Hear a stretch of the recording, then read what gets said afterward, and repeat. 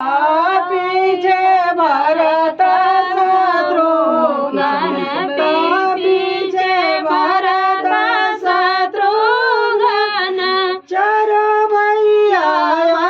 ससुरारी जी, चार भैया ससुरारी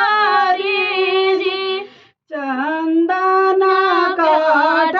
के पिड़ई बनायो, कोई पर बैठायो चार भाई जी, कोई पर बैठायो चार भाई जी,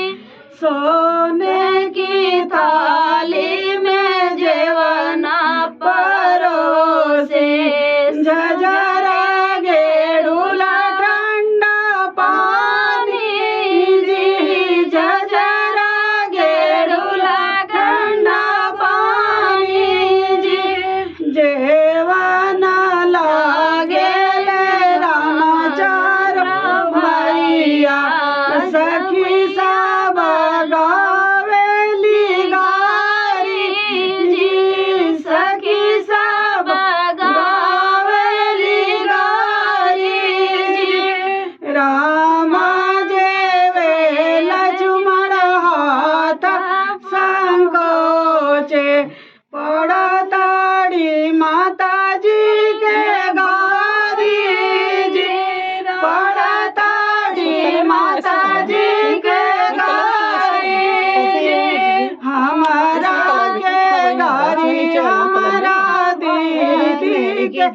गारी, माधु कौशल्या कैसन गारी जी, हमारा के गारी, हमारा दीदी के गारी, माता के कैया कैसन गारी जी, माता सुमित्रा कैसन गारी जी। गीत कैसे लगा? गारी गीत था जी का गीत कैसे लगे कमेंट बॉक्स में बताना।